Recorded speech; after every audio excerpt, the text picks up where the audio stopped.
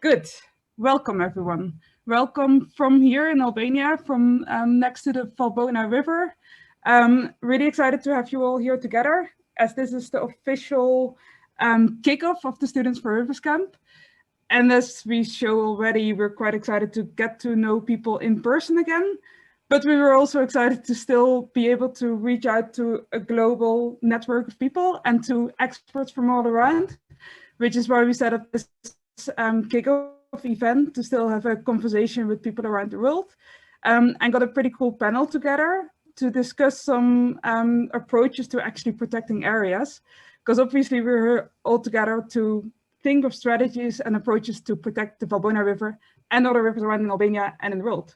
So that's kind of the main topic of today, and we're going to go around the world a bit as well. We'll start here in Albania, but we're going to go to the UK as well. We're going to go to Peru, and then we'll get back to the case study in Albania to discuss all those inspirations a bit, to get it down and, okay, how can we actually implement it here?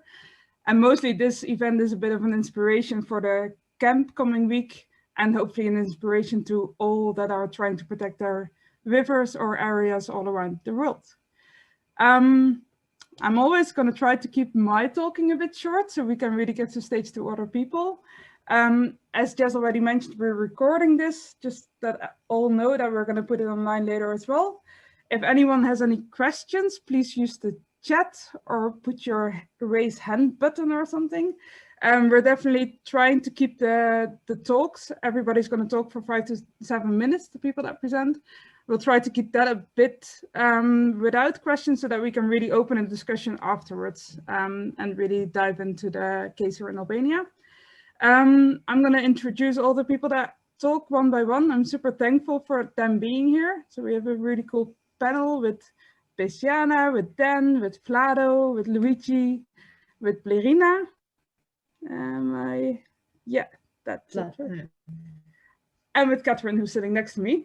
And that's right where we're going to start off, because Catherine is the person that has been leading the fight here for the Valbona River for a long time. And I met her 3 years ago now, I think, when we joined the Bohne River Store. And we did this protest next to the construction site of a hydropower plant. And she's going to introduce this area and even a bit wider, a potential national park. And I think this sets really a bit the case study, and this is why we talk about, okay, what is a designation of a national park? What does it mean, and how can we make something like that meaningful? Or is there another approach that we need to actually be able to protect the area, how it's meant to protect the area, right? So Catherine, thanks for not only being here, but also having all of this crazy bunch of people that has come next week. She's working her ass off to get actually a field ready, to get experts together, blowing this whole thing up with even more experts. So thanks a lot for your hospitality. My pleasure. And thanks for now introducing us to the Valbona River. Hi. So those of you who know me know that brevity is not my strong point, but I understand that I have only 7 minutes to talk. Counting now. Right. Okay, go. So I think the thing that has been amazing, Vera, the time that you've been here is all these conversations that we've been having, and there's so many ideas around, and it's super exciting. But I think that Vera thought that it would be perhaps most useful tonight for this conversation to tell you the story of this proposed national park of the Albanian Alps. So back in like 2015, I think, I was living in Valbona Valley at a small hotel restaurant, and this Land Rover pulled up, and this Austrian woman got out and introduced herself and said, oh, I wanted to tell you that there's going to be a public consultation about creating a national park of the Albanian Alps. And we're going around trying to invite stakeholders. And this was the first we had heard about it, but it was exciting. So what had happened, I understood later, was that apparently in order to fulfill an EU requirement to have a certain percentage of protected areas, the government had decided that they wanted to combine the existing 3 protected areas of northern Albania, which is that Valbona and Gashi, into one big national park and actually increase the area, which it turned out would go from all the way, basically the entire north of Albania would be a national park, all the way from Kelmen to Tropoja, which may not mean anything to some of you, but it's huge. It's like 86,000 hectares or something. And of course it would share borders with the Prokletja National Park in Montenegro and the Bieskirina Park in Kosovo. So as I think, basically, maybe you know better, but I think it would be like the largest protected area in the Balkans, and maybe even Europe. It would be huge, and it would be really tremendously exciting. So, and but we have, which I guess probably happens in other places with paper parks, right? Like it gets declared a national park. Well, what happens? But this one was really interesting because at the time the EU was monitoring random projects in the accession countries of the area. So they selected this process of creating the Valbona Valley, the National Park of the Albanian Alps. They selected it as a project which would be monitored by an EU expert to ensure that it was done in a way that was in accordance with EU standards. So that means public consultations, to do the zoning, to have a management plan before you actually create the national park, instead of 30 years after still not having one, which is often the case. But so anyway, and this was this woman who had driven around, and she showed up at our door to inform us. And I think the first meeting was in Kukës at the forestry department office, and like 6 or 10 people from Valbona all came, to everyone's amazement. Like nobody at the forestry department could believe that anyone showed up, because there's just no faith that people care, right? But instead, over the course of this one day, we actually had this amazing experience of getting really excited together. And then I don't want to drag this out too long, but it was a really interesting beginning, and it was the only public participation that I've ever seen happen in Albania. Then there was a series of other meetings. They came to Valbona to present the draft zoning map that they were proposing, which was basically complete nonsense, which maybe it's not interesting to go into the story, but they basically magicked up a zoning map in Tirana based on habitat maps that were 50 years out of date. But when they brought it to Valbona to show, which they again didn't expect anybody to show up, there were actually 30 members of the community who were like, "That's funny. You put a strictly protected area on top of my house. Like, how is that going to work?" So we, as a community, indicated that the zoning was not very good in our opinion. And the response from the Ministry of Environment was like, "Well, we don't have any money to do site visits, so that's as good as we can do." So we responded, "Okay, fine. Like, we'll do it ourselves." And this Austrian woman, Sissy, who was being the EU monitor of the project, was like, "That's totally fine. The public can participate in making suggestions." And so we spent the summer wandering around the hills, talking to shepherds, showing maps, recording how they use their land. It was amazing. And we sent in all these reports to the ministry suggesting zoning changes, and which were all ignored, and no response, not even like, "Thanks for the email." And then the EU monitor stepped in again and apparently informed the ministry that they could either accept our changes or they could refuse them, but they had to write a report explaining why they were refusing them. But just ignoring it was not an option. So they actually accepted our changes mostly. And then we had this big final meeting in November in Tirana, where, again, to everybody's amazement, like lots of people from the local community came, and there were people from the ministry, there were some civil society people, but there were like all these locals. And what was really cool was that everybody was, is that already 7 minutes? No, but keep going. Okay, anyways. So yeah, it was just this tremendous agreement, and everybody was so excited. And as it was explained to us, the zoning that we had created together would be presented to the Council of Ministers. They would approve the zoning, and then that would go into the management plan, and then the whole management plan would be taken to and used to declare the national park. And this was November. the ministers would meet in February and it would be done by March. So in March, I wrote to the Ministry of Environment and I was like, so we have a new national park, like this great, huge thing that everybody's excited about. And she was just like, and it turned out that in the Council of Ministers, the Ministry of Energy looked at the zoning and was like, but where do the hydropowers go? So they, since 2015, for 6 years, have blocked the creation of this tremendous protected area because to allow for hydropower. So that's a big disappointment. But you know, everybody was so excited about the idea of having this huge national park and the potential it would make for tourism, the potential for protecting the entire northern part of Albania, the cross-border stuff it could create.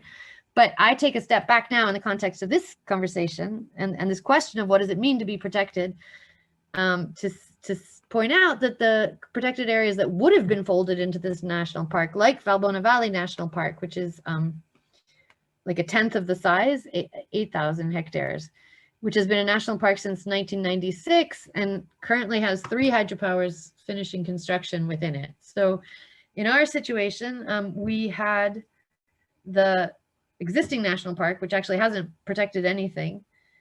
We had, you know, this idea of making a new national park, which when it was clear that it would actually create some protection, was blocked. So I think when we were talking, one of the things that I wanted to take this opportunity of sort of throwing open this discussion to say was, you know, local people here are now so frustrated, and they say, you know, we've done everything we could do. We're supposed to be protected. We followed the law. We followed the legal process, and nothing has worked to actually protect us and our land, which are 2 things that they see as very joined. The only alternative that's ever been suggested by other people is just picking up guns and blowing shit up, which is kind of a tradition here, to be honest, but nobody wants that anymore. They know what it costs, and they really want rule of law. Half of Valbona and the coming SRC, and that we're all so grateful you're all coming to give us new ideas. I think that's sort of like the piece that we have to add to this conversation. Like, what does it mean to be protected? How are you protected? And what do you do when you're not? Is that something? Right. That's probably a bit more, but you've done pretty well. It would have been 14 minutes normally. So I think that sheds the context quite a bit, right? So this area, protected or not, still didn't really work. So then we go to Bejana, who is working for Eco Albania, and they had a similar case study. They had the Osa River, and they've now worked in a progress to actually get a designation for that being a national park as well, based on the river, which is, I think, really interesting, because this where it went wrong is by, okay, we could potentially have a national park, but the rivers can't be in it because that would stop hydropower from being built, so that's annoying. But you guys are actually focusing on the river as the base of the national park. Bejana. Yeah, I will share my screen. Let me know if you see it.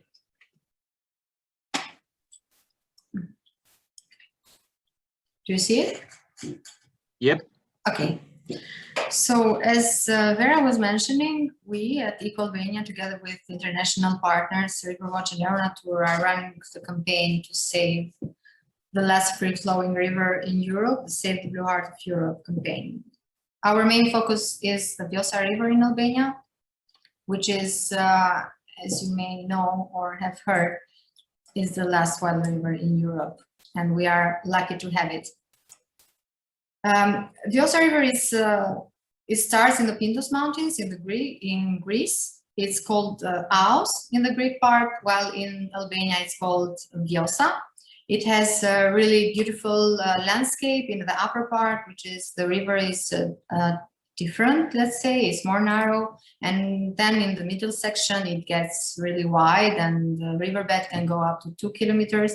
And it's a beautiful area. It's untouched, as you can see. The riverbed, it's like the queen of the area. It changes the place as he wishes, and so it's really unique. This kind of rivers are lost in Europe. You cannot find in any other place at this dimension. We have rich biodiversity in the Osa River, and we were lucky, let's say, to have the support of a big group of scientists that have conducted scientific studies in the Osa River, and they have also found new species for science, or new species, or let's say species that were recorded for the first time in the Osa Valley, in order to gather more scientific arguments for the importance of the river and the biodiversity of this river. But at the same time, we are, let's say, concerned because the Osa River and its tributaries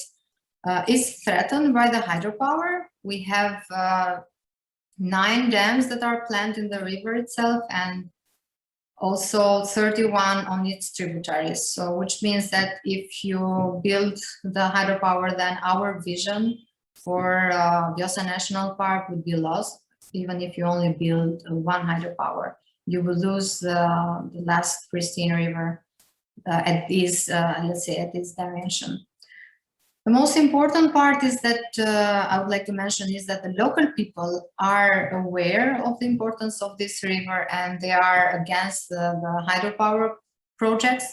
They support a vision for a national park. They are keen, let's say, they support the vision for Osa National Park, which I would like also to mention that the idea is that, as Catherine mentioned, we have a lot of paper parks in Albania, and we would like really to have a different in Osa, to have a real national park according to the international standards.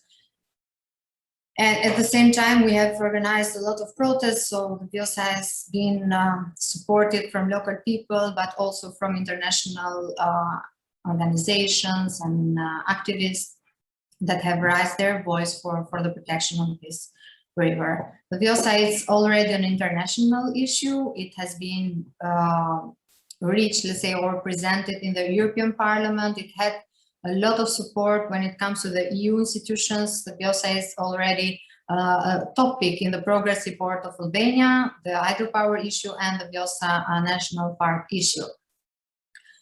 While the international support also is combined with the national support, a lot of celebrities have joined the campaign and they have raised their voice, artists from Albania, and they organized a big concert in Tirana that was in fact followed after the Valbona concert. And then we had the great support from Leonardo Dicaprio. Since 2 years from now, he's raising his voice for the protection of the Osa River. We know that he's very actively engaged in climate change issues and also in environmental protection, and he has been really frequently posting on his social networks information about the Osa, and also asking our Albanian government to declare a national park and to save the Osa, to stop this hydropower projects. As I mentioned before, we have a big group of scientists that support the issue, and we had also the biggest petition when it comes to science. 776 scientists have signed a petition to save, or a petition addressed to the Albanian government for asking the Osa protection. We had in the political arena, we had some support from the president of Albania, which was a really important momentum, let's say, in our campaign, because right after public support of the president, we had a reaction from the prime minister, and he canceled one of the projects in the Osa in Kalibac, while another one we have sent to the court. So at the moment, let's say we had some successes. We made big hydropowers in the Osa, but still the Osa is not safe because it's not protected yet. So there is no protection placed, let's say, in the Osa River. There is a plan from the government that they want to declare a nature park or managed reserve, which is a 4th category according to IUCN and according to Albanian law, which would mean that this law protection would leave the door open for any other development projects like the hydropower, like airports, or like drilling for oil, and etc. While in the meantime, we have prepared a very good, let's say, proposal, which was scientifically based, and it was presented to the Ministry of environment and tourism. In order to support our request, we have organized, or let's say launched a campaign, the Osa National Park Now, which was organized this year in several cities in Europe. As you can see in the pictures, we had the Osa National Park Now big letters that were set up as a start in 4 main cities in Paris, in Berlin, in Brussels, and in Tirana. We have chosen these cultural monuments or buildings in order to show that as we are preserving, or as we are saving these cultural monuments, we should do also preserve the Vjosa as a natural heritage. The action was followed in other cities, and it was, until now, we have had 13 cities or 13 actions across Europe, and it's going to be also expanded in US or in Canada. Cara is here, she's helping a lot with the coordination, and we are really happy to see all the great support that has been during this time for the Vjosa National Park Now. And also people were, let's say, invited to show their support with simple actions like writing down, this was a picture from Dan, or writing down the Vjosa National Park Now and taking this picture in front of the city or a park or somewhere else and just put the hashtag Vjosa National Park Now and put it on the social media. It went viral. Many people were posting this, and also they were using this frame, Vjosa National Park Now, that we have put on the Facebook. And I would like also to invite you to use that frame to show your support. So our fight is still continuing, hopefully, until we have the first Valbona River National Park in Europe. Thank you.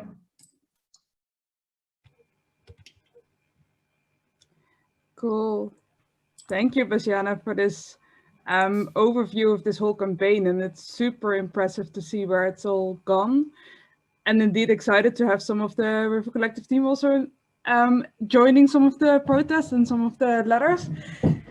We'll be discussing this a bit more in relation also to Valbona and stuff later. Now I want to move on, and I don't know if you did this deliberately, but this bridge you made to the next speaker is quite impressive. Because the last paper, okay, then you can actually tell why it is that impressive. And I think you can do the bridge. So that is here from the UK.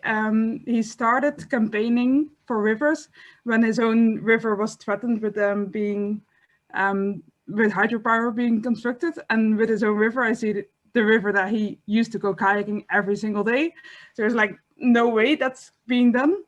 I'm going to leave the rest of the story to you because I think you tell it better. And do mention this bridge, do mention this national park. Thanks, Dan. Hi. Okay.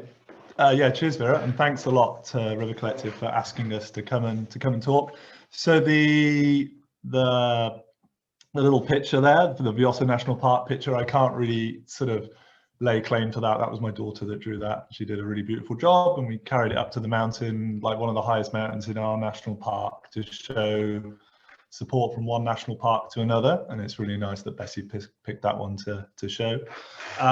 You asked me here today to talk about not about a river protection that we did, but a campaign that we ran on national parks in our area as well. So I'm going to share my screen as well, or at least try and work out how to share my screen as well. I want to do this one and then that one.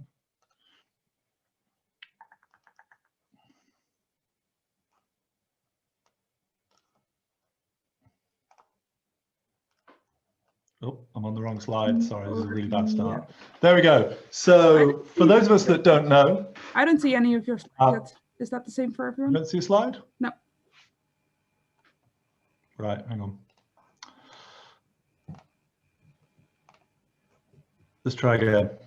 I think it's maybe my internet is just a little bit slow. Might be behind starting up.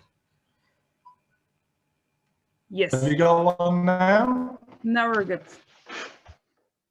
Okay, so this is us. This is Save Our Rivers. So I'll do a super quick introduction because we're not quite world famous yet. So probably a few people don't know who we are. Basically, Save Our Rivers is a small campaign group to the threat of a dam being built on our home river. It was set up and it's run by two guys, myself and my colleague Tom, who have just about the most boring and ordinary day jobs in the world. I'm an optometrist and my colleague Tom is a chemistry teacher in the local school. But we're spending more and more of our time involved in environmental activism now. We both come from sporting backgrounds. Myself as a whitewater kayaker, and Tom as a mountain biker, and we've both got background sort of in the industry there as well. So our activism is become environmental activists and take positive environmental action.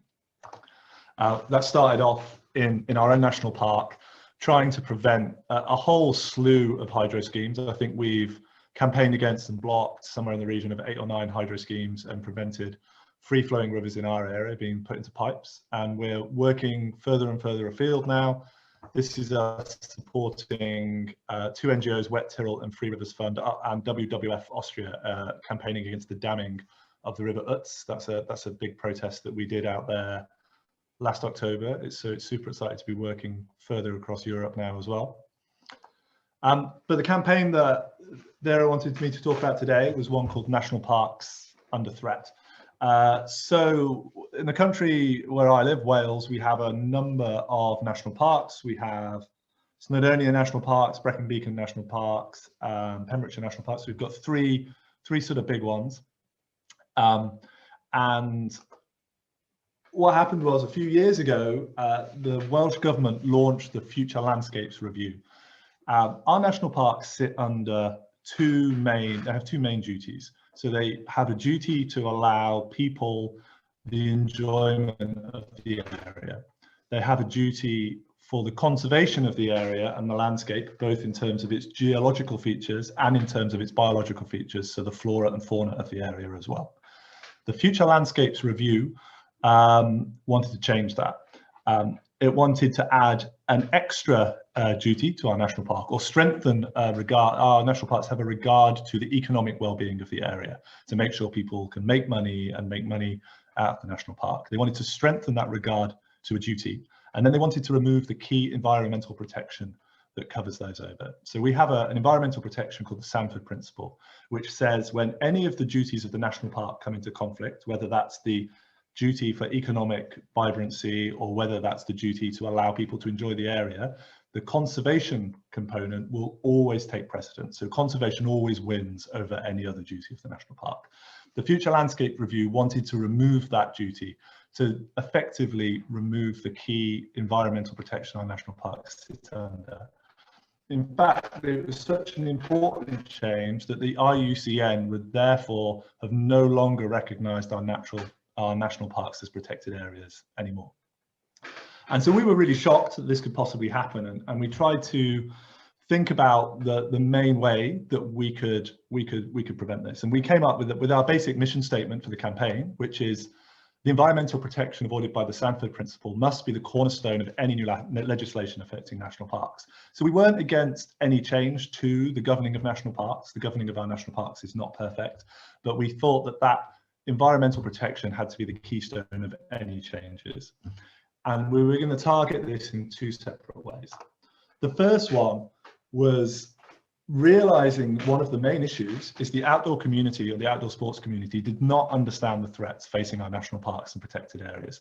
They quite reasonably thought that a national park was protected from development, that you weren't allowed to build dams there, that you weren't allowed to build huge hotel complexes in these areas. And they didn't really understand quite how fragile protections that our national parks sat under. And the second one was that the political leaders making these decisions failed to understand the importance of our national parks to the population. They didn't see them as key voting issues. They didn't see them as a reason that they would be re-elected. They felt that the economy or jobs or policing would always sit above that, and therefore they didn't really put much store into the protection of national parks in their political campaigns. So how are we going to tackle these two? The first one, the outdoor community. So we needed to show them that national parks were really under threat, and they really did need to engage and protect them. demonstrating the sort of developments that would be proposed. This is the way we demonstrated a hydropower development for a free-flowing river, and we were able to sort of use drone photography and overlay plans to show an area of ancient woodland that would be affected, to show the sort of damage that the developments that would be allowed in would cause. We also did a big press campaign. This is a full-page news article that we ran in all the daily papers in Wales. It was super expensive to do this. Anyone who's run a traditional press campaign will know how much these cost. So we ran alongside 6 other, more traditional conservation NGOs, people who were campaigning with people who love wildlife or people who love rambling, and we were the people trying to bring the outdoor sports community on board with this. So we ran a joint campaign with lots of other conservation bodies as well. And finally, we created a lot of content as well. We made a lot of films, shared a lot of images of our national park. We tried to demonstrate that our national parks that we had here in Wales were the equal of anywhere else in the world in terms of getting out and enjoying adventure sports.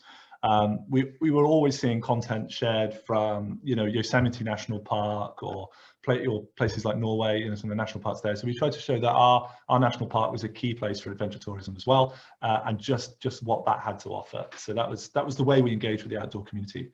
And we wanted that outdoor community to do 2 different things.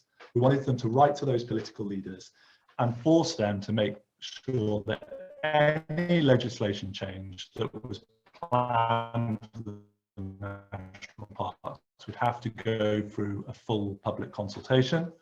And secondly, when that was successful and that consultation was asking them to keep those key environmental protections in place. So that was how we dealt with the outdoor community. And then the next one was how we dealt with our political leaders. The political leaders were really quite naive about the benefits that national parks gave to our area. They kind of almost saw them as a waste of space. They were there, they were a nice place to go on holiday, but they were really kind of standing in the way of economic development. And what we tried to do is educate them in the fact that they were super important to the voting public. It was something that they cared passionately about. We did a lot of research on this, and studies have shown that we were able to prove that 95% of people in Wales felt that national parks were important to them, and 73% of them had actually visited a national park in the last 20 acres. Then just yeah, there was like a key voting area. You okay? Yeah, I thought it was my internet, but it seems that more people have problems. Can you maybe turn off your camera for a while? So that we can hear your audio better. Thanks. How's that? Can you hear me now? Sounds better indeed. Okay, cool. Yeah, and then we were able to show the economic benefits of our national parks as they were under environmental protection. So we were able to prove that national parks contribute more to the Welsh economy than agriculture, forestry, fishing, mining and quarrying all combined. So they are one of the leading economic drivers in our country. So it just showed that opening them up for exploitation from these other areas would actually decrease the economic value, not increase it. The problem I've got now is I can't move my slides. Here we go. In fact, we were able to show that even just outdoor sports activity within those parks had contributed a figure to £480 million in the year that the study was carried out. And this, again, the outdoor sports industry was mostly focused within the national parks in the UK. So we were able to prove to the Welsh decision makers that not only did voters care about it, but actually the economic benefits of an environmentally protected national park was greater than that of one that could be exploited. This campaign ran for a couple of years. We had various different calls to action, but in the end, the Environment Minister released this statement, which is, I intend to retain the existing purposes of national parks along with the Sanford Principle, which was what we were all asking for in the beginning. So it was exactly what we wanted. Effectively, national parks in Wales were saved. They're still recognised by the IUCN as a protected area. We're still generating that economic benefit. They're still sequestering that carbon. They're still providing those biodiversity hotspots. and it was all, you know, all good news in the end. And it was done by educating the public and educating the political decision makers in sort of two separate strands. And that was it. Diolch yn fawr, as we say in Welsh. Thank you very much. I'll unshare my screen, if I can work out to do that. There we go. Turn the camera back on. Cool. And that's me. I hope it didn't break up too much in the middle. That's living in a national park and trying to use the internet. I think everyone could really follow. It's getting dark here. No, thanks a lot. Really cool. And also congratulations to this successful campaign, because this really shows that a national park is not only protected by just its designation, right? It's only protected if there's people that are aware of it, that are keen to protect national parks. And that turns us over to Vlado, who's, I think your motto, you sent it to me. You were like, okay, we don't need protection, we need protectors. Do I say that well? Really going into this discussion, okay, it's cool, whatever designation we have, it only works if people are really willing to stand up for it, right? So this gets us over to Vlado. Welcome and thanks for being here so last minute, since there was a cancellation. Okay, I try to put my presentation. Can you hear me? Yeah. Yes. I try to put my presentation on.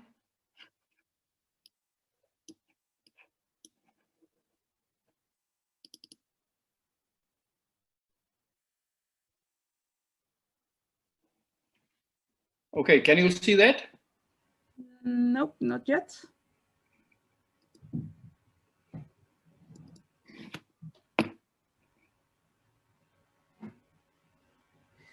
So maybe in this case, Leah? Can somebody help? Leah, you also have to present it. Yeah, we can. I can share it, and then he can go through it. Let me see.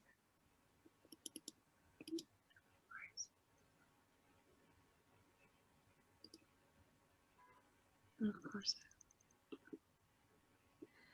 And it's always unfair to say to people that are further into the evening, but I'm going to ask you to actually keep to the 7 minutes, so we also leave some time for discussions afterwards.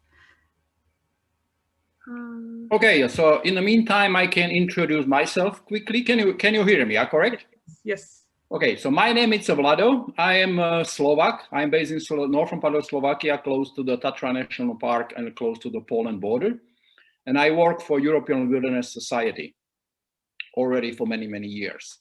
And I would like to present you quickly the core business of our organization, which is very closely connected with the wilderness and wild rivers. So wild river concept and wilderness area in the focus of education and research. Okay, please, next slide. Just short introduction of European Wilderness Society. It's the only pan-European wilderness and environmental advocacy non-profit organization with a dedicated multicultural and experienced professional team of wilderness and wildlife specialists, nature conservationists, researchers and scientists, tourism experts, even the legal advisors, etc. There are professional employees of these organizations. It's a small bunch of people, but there is a number of volunteers working throughout Europe with an objective to protect European wilderness, including wild rivers, wild forests, etc. Next slide, please.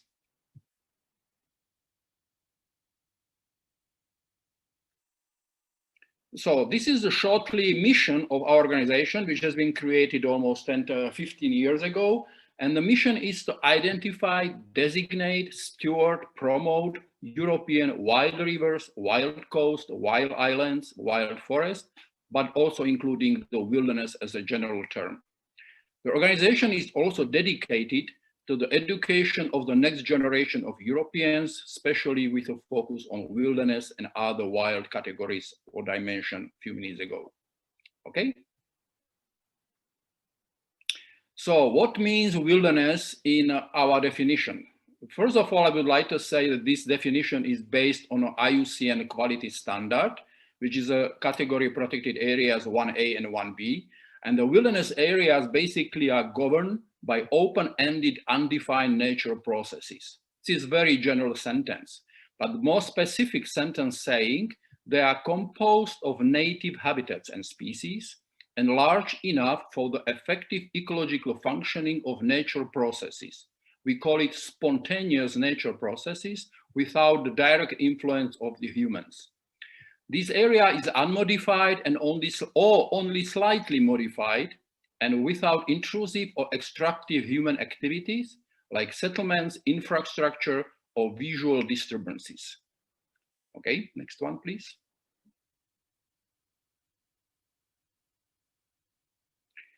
Wilderness in this context means that there is no human extractions. That means no extractive use, like no hunting, no forestry, no logging, no mineral collection, no mining, and not even the deadwood collection, because intention is to keep all resources, natural resources, inside of protected wilderness areas. There is no human intervention, no disease or alien species control, and no restoration measures ongoing on. Usually, before the area is joining European Wilderness Network, all restoration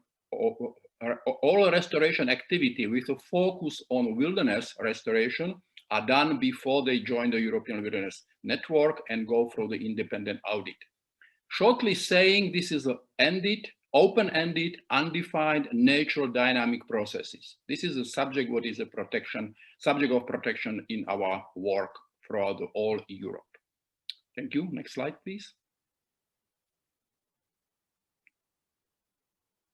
So this is just two short examples of wilderness values in Europe. This is Alanka Wilderness, one of the very first internationally audited wilderness in the northern part of Finland, which includes a wide river Alanka and number of smaller rivers which are tributary of this river, which goes to the east, crossing the border with Russia and joining the Nordic Sea farther on in Russian territory.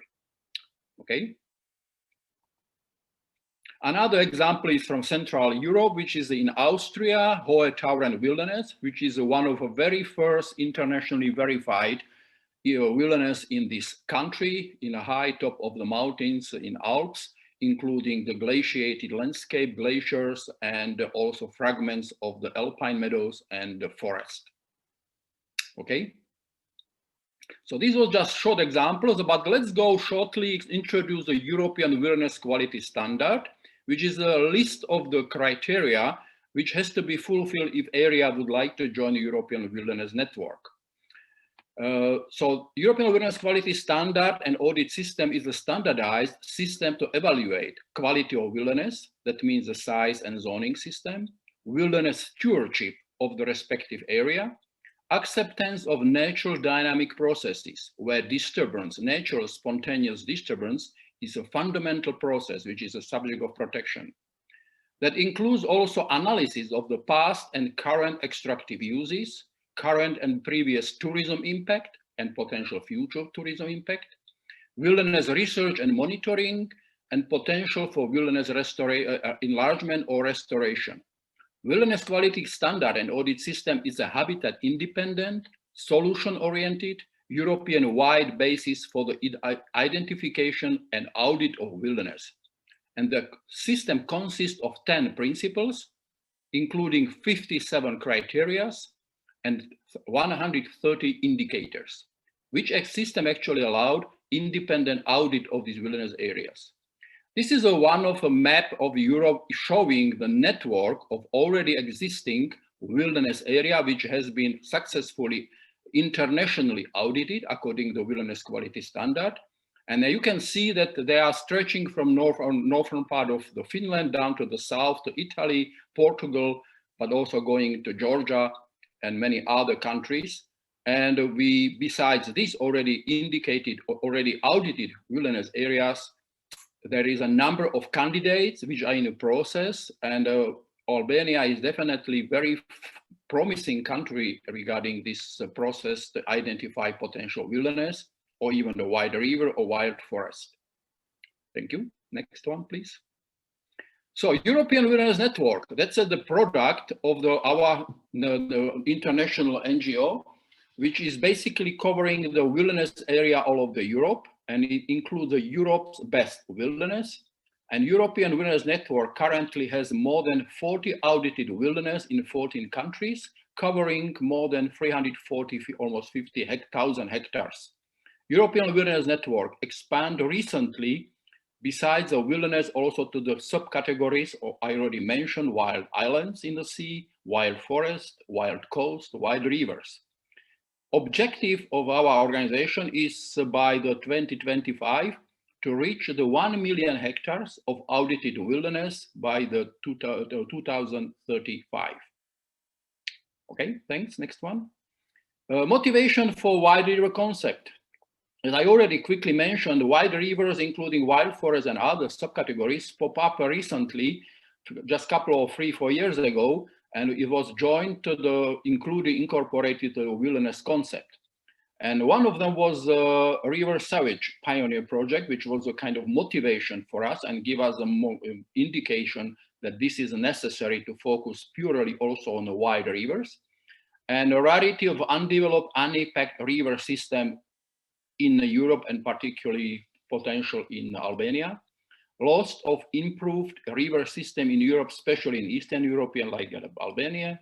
Renaturalization measures to build up and restore the rivers. Current protection categories and network for river protection identified in the long term and run. But the problem is sometimes a challenge is that complicated with a strong focus on research, expensive and lengthy, no follow-up control, limited transferability, and no integration with the wilderness as a global overall concept.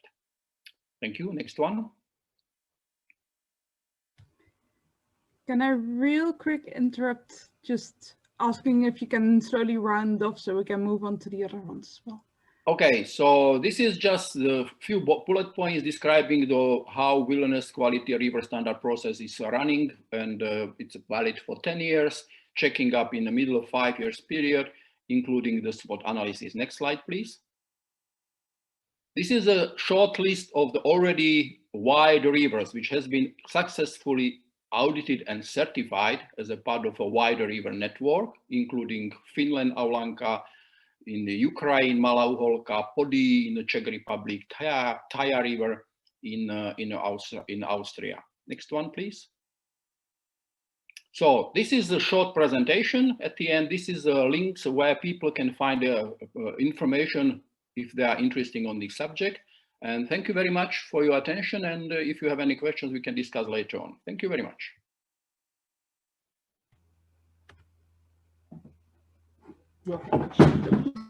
Sorry. Thank you.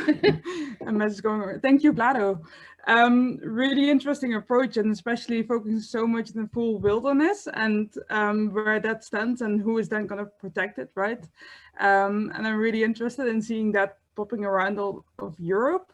I'm very curious to follow up with the discussion with other people and to see what the role of the community is there. But first, we're going to now take it a bit of a different direction, namely into tourism, which is, I think, a bit opposite of what you're aiming at, because it is definitely having people in the area, right? But it's aiming to potentially have tourism as an aid to protect rivers. And we're going to go to Peru, where we have Luigi, and he's not only a person that has his own rafting company and that gets people to see the river and by that protect it, to just have more people caring about the river, but he's trying to really do that together with the communities around. And he's even done a thesis about it. So he's not only a tourist operator, but even really dove into, okay, what is important for the communities. Luigi, screen is yours. Yes. Thank you, Vera. Hello, everyone. Thanks for the invitation. I'm gonna share some pictures to scroll through while I tell you a bit about the, can you guys, is that okay? Can you see it? We see it. It's not still full screen, but we see it. That should be it. No, this, there it is. Yeah. So, hi everyone, I'm talking here from northern Peru in the Marañón River. The Marañón is the main source of the Amazon. We found back in 2014 when I got involved with this campaign that more than 20 dam projects were planned, and in 2011 there was this urgent decree stating that these constructions were of national urgency. But after doing a lot of research, we realized that these projects were not really for energy that this country needed, and all the impacts were really undervaluated, especially in the social aspects and also on the ecological aspects. There's a really special forest that grows deep in the Marañón Canyon, especially in this area, where the two projects that were more advanced already with their construction permits and everything. A lot of endemic species, really similar in terms of endemism and high biodiversity levels as Galapagos Islands, and all of that was going to be lost because of these dams, some of these species that only live in these forests. So personally, and I think for most of our organization, it was more about the ecological values. So in 2013, when my good friend Benjamin, who now is co-founder of Marañón Experience, started this campaign, just trying to do something to help protect this river. And his aim at the beginning was to involve more Peruvians. He got me involved, and a bunch of other guys that end up not being as involved as me, because I was already working in tourism. We saw the potential of running trips to help this protection of the river. So in 2015, we started Marañón Waterkeeper, and then the next year we had our first trip as Marañón Experience. So really the outfitter, the rafting company, was for us, since we saw it as at the beginning as a tool for conservation, as a tool to engage more local people, and as a tool to bring sustainable development to the local people. So this is basically the main trip we run. It's a 7-day rafting trip down the Grand Canyon. We call it the heart of the Marañón. There's a little map. We start high in the Andes, and then we go north, and we experience basically the transition from the dry forest closer to the more tropical, greener areas. So we take people, float down and run some big rapids, but mostly we go through these really scenic sections. We go on hikes, we visit old ruins that haven't been studied. We keep floating, and we go to towns. There's riverside towns that were the ones that first of all didn't want the dams being built. And of course, all the consultation process was really corrupt, let's say. And in 2016, Peru was involved in a really big corruption scandal involving some of the companies that were going to build these dams. We ended up realizing these dams were good business only for the dam builders, not even for the ones producing the energy. And all these contracts were really arranged so the country will end up paying the debts at the end. So we start going to these towns, and since the beginning we call ourselves the voice of the Marañón. We tried to raise the voice, or to share the voice that they were trying to raise, but they couldn't get it too far. So we had some media campaigns, and we've had a documentary 3 years ago, and now we are about to launch a new documentary, basically sharing their voice, because their rights were not being respected. And so we take the people, we take clients from different countries, and for most of them, the highlights are sharing with these communities and just seeing how these people live, lacking some things that we might give for granted, or we might see as needed. But these guys are really, really happy kids, really, really happy families that for them, the most valuable thing there is the soil and the water that they have to grow what they need. to survive and to live a happy life, right? So when we're going down the canyon, we always have these views of local people, local kids, and we always try to get activities, to do activities with them, to buy their produce, you know, to buy their coconuts. They're always super welcoming, and sometimes they even want to give it for free. But we've been working hand on hand with them, telling them like, hey, you also have an opportunity to provide some services, some products, and we will be happy paying for this and making it the best we can, so you guys can also benefit from this tourism. And there's so much potential for more activities. We do the rafting, we love adventure, the hiking, the biking, but there's also a huge potential for agro-tourism, which is like a new thing now, but there's a lot of cacao, a lot of fruits there.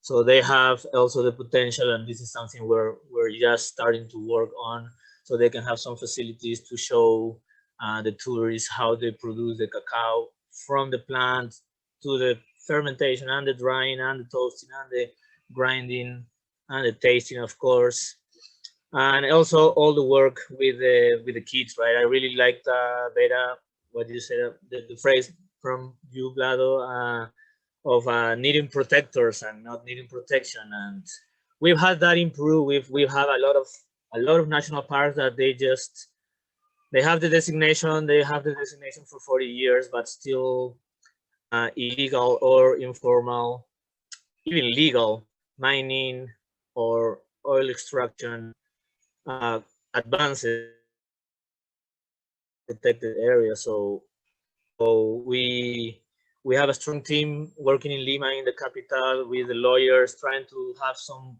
wild and scenic rivers designation style here for Peru.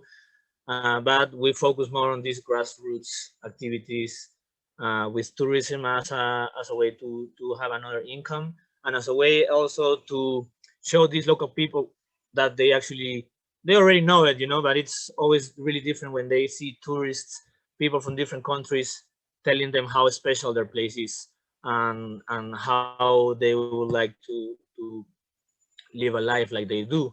Of course, they lack a lot of things in the schools and in the medical place. So we work with them a lot. We get donations, and we put those donations into implementing the primary schools and the medical places. Every time we go to the towns, you know, the kids play with all the guests, and we always have volleyball, soccer plays, and we go for lunch. We work with the families there so they can make everything, you know, with boiled water and every hygiene, and they're just doing it better and better, and they are just I feel rooting themselves more to that land, and now they see that they have potential to improve their lifestyle by giving things to tourists and providing with their awesome products that they have, and designing some tourism products that we are happy like advising them how to approach this. We work with kids a lot, foreign kids that come for educational programs or environmental education programs, and we try to organize activities with the local kids, and it's just super. We see like it reaches farther. Like we feel like it's a lot more long-term things, but having these people rooted to their place. And when the dam companies came offering for some money, some people were like, oh yeah, we might just sell this, but most of people were not, and yeah, the process was not the appropriate. But now people see it and say, hey, we don't want to leave, and we have other ways of making money. We don't need no dam here. And so yeah, they can see us enjoying the rapids, enjoying the camps, enjoying what they call home, and sometimes they just give for granted, as we sometimes do with some other city things. But yeah, I feel like they appreciate that a lot, and they feel proud. They feel proud for their place even more every time when they see people visiting. And this is another side project that we have as a private company. Also, thinking, you know, sometimes state or public land here in Peru are not well managed. So we bought this little patch of 4 hectares just above one of the dam sites. We call it Marañón Libre, free Marañón. So it's a private conservation area. So in case there's another project that wants to get built there, we will be part of the consultation program as owners, and we will give them a hard time. So we're trying to protect this super special forest with this place with beautiful pools that have high potential for ecotourism, and we want to promote research, doing biological inventories and wildlife monitoring, so we can keep these places for people to keep enjoying. And this is another touristic destination near Lonja that since we started running these trips, more local people are going there to see. Also paintings, ancient paintings that show that people have been living and thriving here for more than 8,000 years. So sorry, I think I passed my time already a lot. I just unmuted to say like we will have to move on. Except it's really. I think I skipped a few things, but yes, that's what we're trying to do here in the Marañón. Thanks for listening. Hope you guys like it.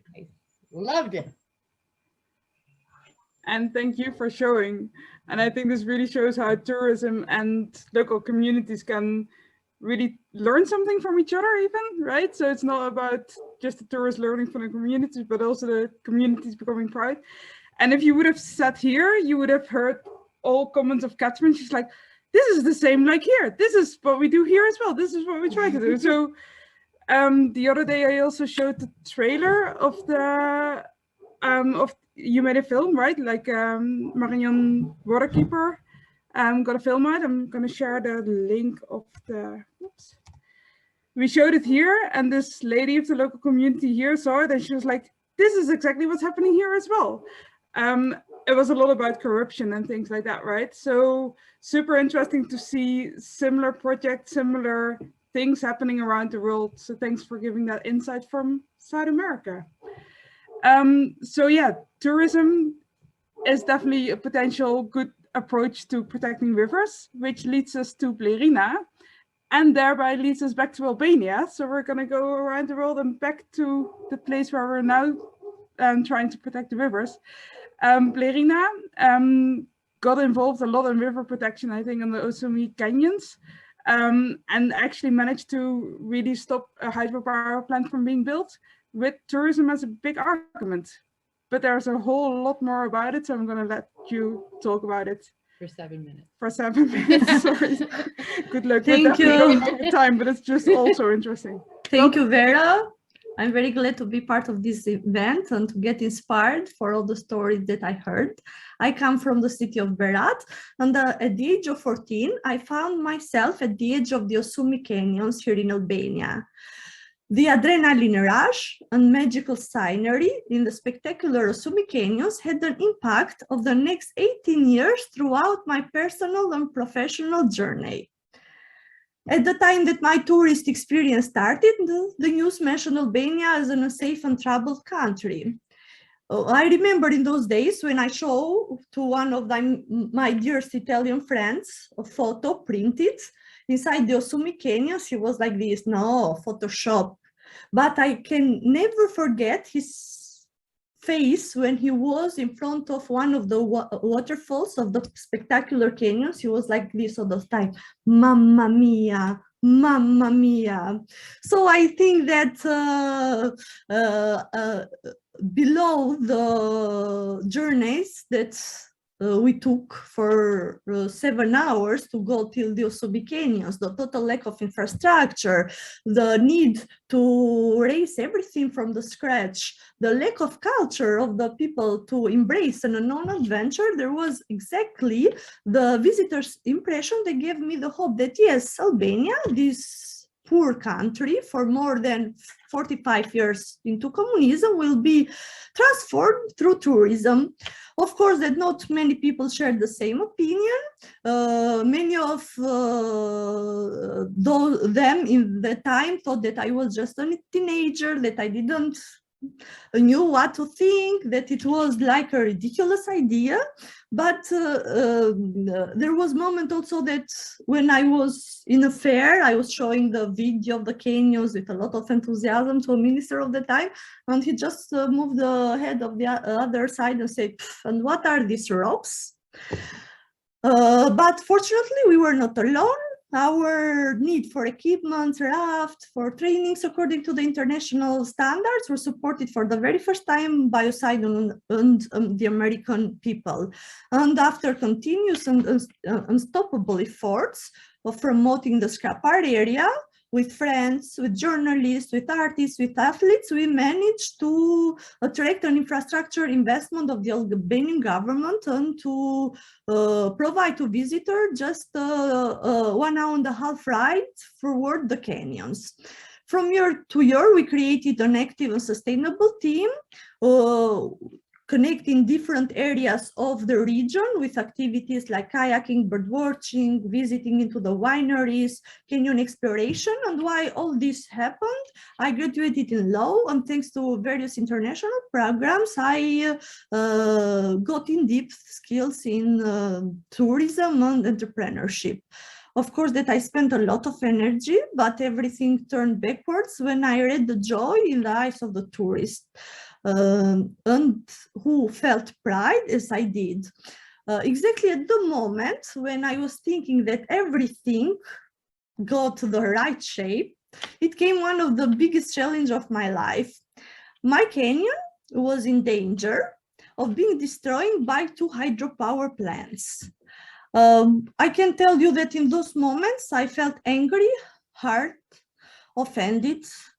I couldn't believe and imagine that a work of 17 years old, of others, hundreds of people, supporters, outdoorsy, that loved the canyon, and together with us, a natural moment of Albania would be destroyed.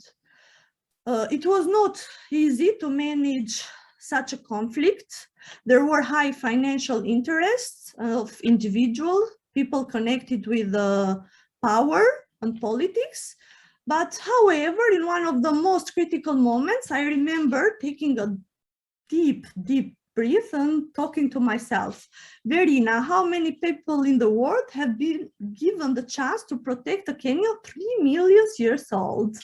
All of us, part of this turbulent story, are passengers. The canyon has been and should continue to remain there, magnificent, untouched for future generation to come. So within 1 week, there was engagement and mobilization of the public opinion with the media, locals, and all our visitors who became our voice and ear everywhere. Again, the international community was there to support us with the technical and legal assistance. And today, the canyon is still there and untouched. Courage has been always necessary to face the opponents, and when I had to stay close to my friends, with courage, I was able to realize the ideas and face the sudden changes. Time never goes back. It doesn't wait for everyone, and you can never change things by staying in the comfort zone. So after this experience, I realized the transformative power of the tourism industry and gave more importance for the promotion of a wider level of responsible tourism as one of the tools that not only brings economic development to the local community, but also to nature protection and our heritage. For this reason, with the volunteering contribution of many artists, tourism entrepreneurs, active tourism fans, we developed the international digital campaign Be Taken by Albania. With the support of Swiss Entrepreneurship Program, we generated in less than 2 months, 2 million views, 18 international articles, and hundreds of chronicles and shows in the region. I can say that the campaign provoked a lot of debate about nature protection, the need to improve the country's image, but above all, informed us that yes, Albania has lagoons full of flamingos and full of natural treasures. So I want to tell to everyone that have a dream to follow it. Work will always bring you to the surface. Do not let anyone to tell you that you are not good enough, that you are not going to win a battle, that your idea is not worthwhile, or because you are from a village, or you are not a girl, or you not come from the capital, you cannot do it. Stay true and do not tire of improving yourself. Of course, that we can shine. Life is a journey with ups and downs. Embrace the base around you and learn from the mistakes and become positive and important part of changes for yourself and your family and the country. This is important, and I would ask to everyone to be curious and not to forget to travel, because one trip can change our life. And just to close my speech, since we have a lot of international guests, I would like to share a short video. Thank you.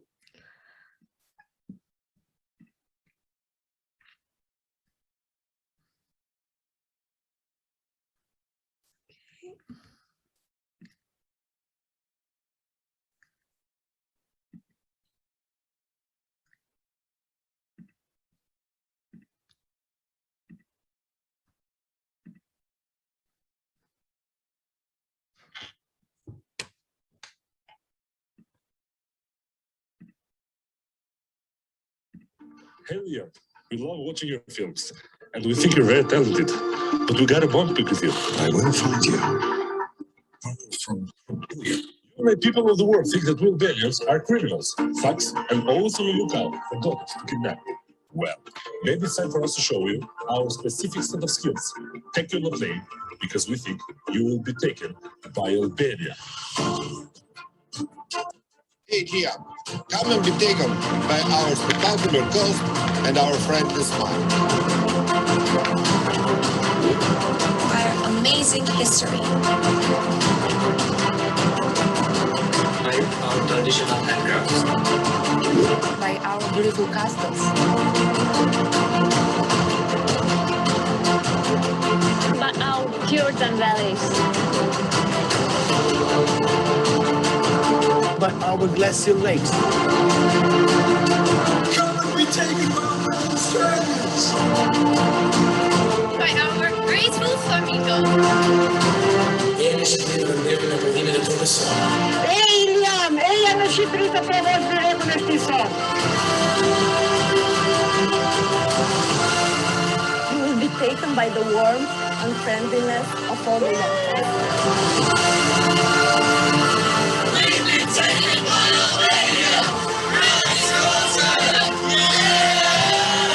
I've been taken by the beauty of the Bohne Canyon. Now it's your turn. So if you're ready to be taken by the untainted beautiful Albania, call us, email us, or just find us. We know you know how.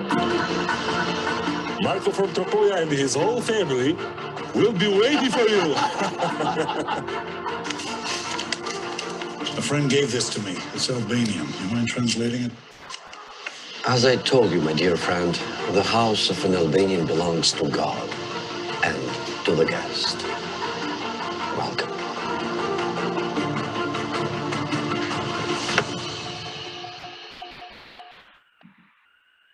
Thank you.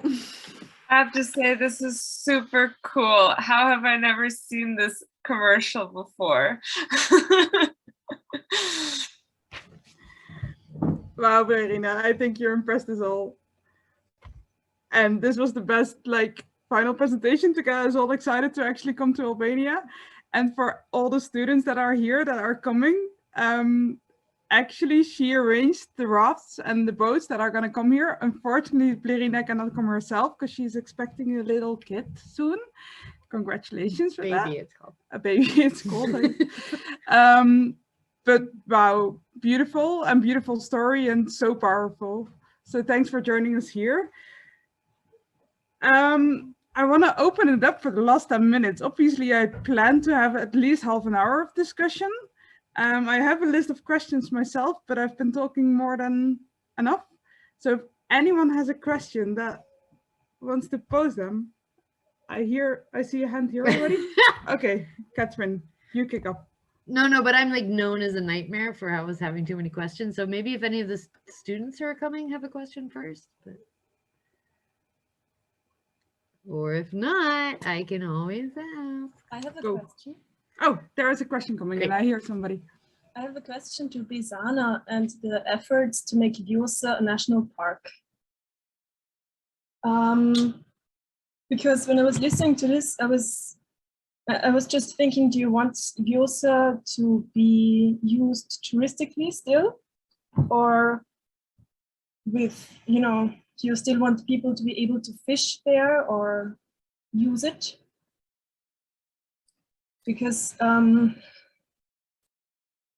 there is this national definition, I think, of a national park, because a national park can be declared nationally, obviously, by Albania. So Albania could say, I think, I don't know, I'm not an expert in it, but Albania could say that, you know, Vjosa can be used the way they wanted to and still be a national park, or it's a national park and acknowledged by the IUCN, and then 75% or so have to be without human usage. So how do you, what's the, which way do you want to go with these two? Yes. Thanks for your question.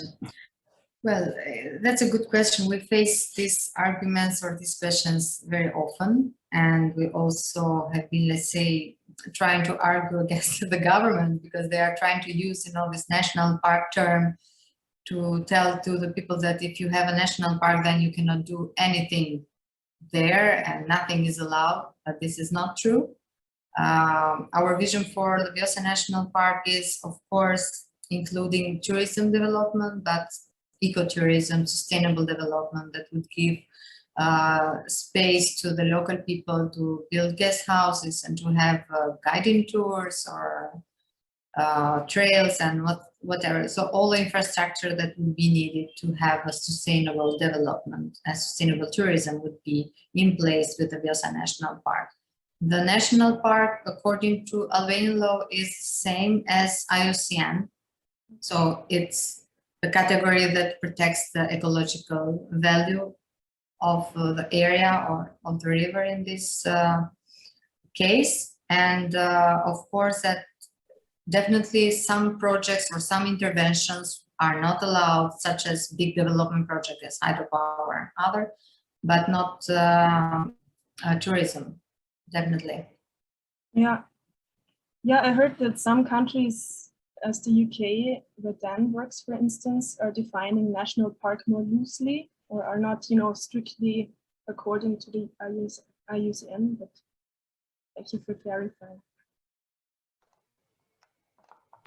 Yeah, just to make that clear, the national parks that we have in the UK, our national parks were set up before the IUCN was founded, so they were already called national parks at that time, but they correspond to IUCN Category 5 protected areas. So, and I think the Vjosa National Park is expected to be a Category 2 IUCN. So yeah, there's quite a big difference, mostly because the areas which are national parks within the UK had already, before their designation, been extensively altered by man. We don't have really any, you know, true wilderness areas, so the alterations had already occurred, so that they were only suitable for categorization as 5 from the very beginning. Maybe if I can add a short comments on this. This is a very fundamental question, how to use the territory of national park, because we have in Europe many different models, but obviously we would like to fit, and that's a mission of our organization, to the IUCN quality standard. If we talk about the national park category IUCN 2, that means 75% should be without any extractive use. That means any resources will be taken out, no logging, no forestry, no hunting, but tourism is accepted. but tourism has to have a very careful management. Yeah, there must be limitations, there must be clear rules, and it can be included, this tourism, inside the 75%. If area has a bigger vision for the development of the largest scale of sustainable tourism, so then it's maybe better to start to think about category IUCN 5, nature parks, which includes also traditional use, traditional forestry, agriculture, all these traditional activities. And the answer for this question is definitely IUCN category 5, nature parks. That's a concept of the IUCN approach on a global scale. Obviously, country to country, if you go in throughout the Europe, has a little bit slightly different interpretation of this. And therefore, there was a quality standard developed for wilderness, at least. So the wilderness in United Kingdom, Slovakia, Albania, wherever, should have the similar quality standard. That means similar quality of experience for the visitors. Me? Thank you. Oh, okay. Yeah, sorry. Super excited to jump in. Yeah, I think as I understand these IUCN categories came about because exactly this. Like Dan, as you were saying, like national parks were created and called national parks before. So there was basically all over the world, people were saying we have a national park, but what a national park was not agreed. And so that was the point of the IUCN categories, was to create a kind of a standard, right? But what I want to ask is, or say, is what I'm interested in is, in the IUCN category, we have the strictly protected area where nobody but biologists and researchers are allowed in. Then we have the national park, which should be the next strictest. And it's government. But what I'm interested in, and basically what you said, that Vjosa was proposed as a level 4, which, you know, initially doesn't sound like a very high level of protection. But what is interesting that I understand is that once you get to these, I don't even want to say lower levels, but like lower numbered levels, you start to have community administered protected areas, right? So I don't remember if it's level 4 or level 5, but Tsurai River here in Tropoja, very close to where we'll be next week, requested to be declared a protected area. And I assume that the Albanian government was like, oh, great, we get to say we have more protected areas, so sure, be a protected area. But what was cool about it was that it was Bessie, do you remember, it's a nature area or a natural park or something? But it should be community administered. And I think this is really exciting, and I'm really ashamed that I don't know more about it, which is why I'm so grateful to all of you that you're coming here and we're bringing all these people together to talk, because I think that, you know, this is what's really cool when you start asking questions, like maybe having a lower level and allows the involvement of the community more. And this resonates with Dan's story, with Luigi's story. Like, you know, often it's the local people that want the protection, but somehow once you get protected, it's taken out of your hands and the government is supposed to be administering it. But if the government sucks, am I talking to you? Like, anyway, so like, that's it. I guess I know we're out of time. Y'all got to come here and talk about it. But like this idea of community managed protected areas is interesting to me, even if it means it's technically a lower level of protection. And just a short comment. We have an example in Albania. We have a nature park, according to Albanian law, is Ulza Park, which is a reservoir created by a dam. So I don't know, how can we expect that we have a Vjosa nature park, comparing it to a man-made thing, you know, man-made landscape. So this is how this nature park, according to Albanian law, gives protection to the area. So it doesn't protect the natural ecosystem, it protects just the landscape or created reservoir. Discussion. Now we're gonna jump out of this discussion because we can probably have this discussion very long.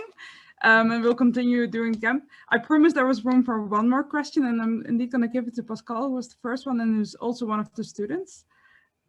And it's related to the question of Sabrina as well. So Pascal, if you can actually share it with us in person, that would be great.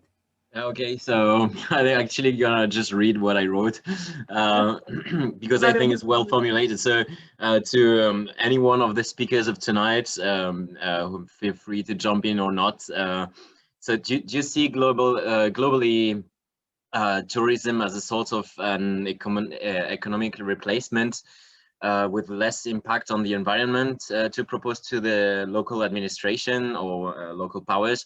As opposed to their initial plan to implant hydropower facilities or other plans to impact the river in a more, say, public infrastructure way.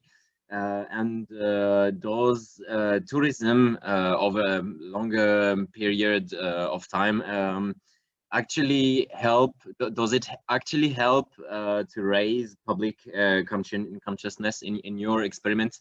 In your personal experience with the activism?